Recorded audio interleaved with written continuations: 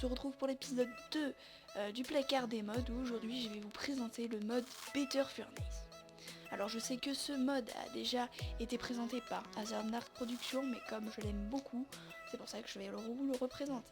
Ce mode donc contient 5 types de fours: le Iron Furnace, le Gold Furnace, le Diamond Furnace, le Hell Furnace et le Extreme Furnace.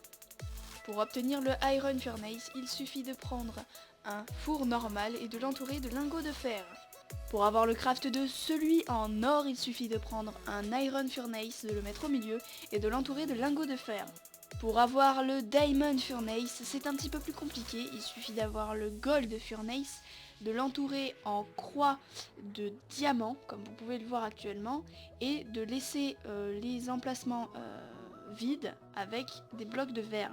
Pour celui du Hell Furnace, il suffit d'avoir le Diamond Furnace, de mettre 2 blocs de diamant à droite et à gauche, en dessous de mettre un bloc de TNT, à côté du bloc de TNT mettre 2 blocs de Nether Brick et 3 Magma Cream juste au-dessus. Et pour celui de l'ultime, celui qui cuit 2 items à la seconde, c'est bien celui de l'Extreme Furnace. Il suffit d'avoir le Hell Furnace, de mettre 2 œils du néant à droite et à gauche, en dessous une Nether Brick, à côté de cette Nether Brick 2 pierres du néant et tout en haut une Nether Star. En plus d'être génial, ce mode propose beaucoup d'améliorations pour vos fours, comme par exemple le Ore Processing Upgrade qui vous permettra d'avoir 2 minerais ou 2 objets que vous cuisez à la place d'un. Je tiens à préciser qu'il a une barre d'utilisation, donc qu'il est cassable. Pour son amélioration, qui n'est pas détruisable, c'est la même chose. L'Auto Output Upgrade vous permettra de faire coulisser ce que vous cuisez à l'intérieur d'un coffre qui lui est adjacent.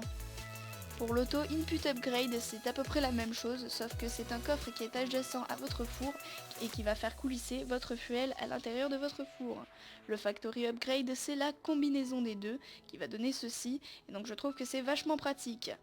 Le Color Upgrade vous permettra de changer la couleur de votre four. Je tiens juste à préciser que ce n'est pas faisable avec le Iron Furnace.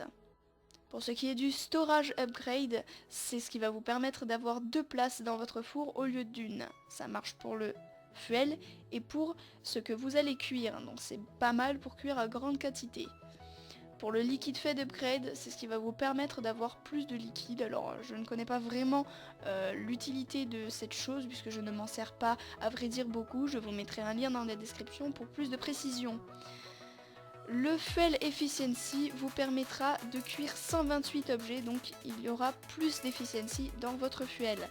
Pareil pour le Advanced Fuel Efficiency Upgrade qui vous permettra de cuire des objets mais à l'infini. Voilà, c'est tout pour la présentation de ce mode. Elle a été très rapide puisque ce mode n'est pas très gros. C'est pour cela que j'ai décidé de vous le présenter. J'espère qu'il va vous plaire et que la vidéo va vous plaire. Donc si elle vous plaît, n'hésitez pas à laisser un like et vous abonner. Allez, bye bye tout le monde.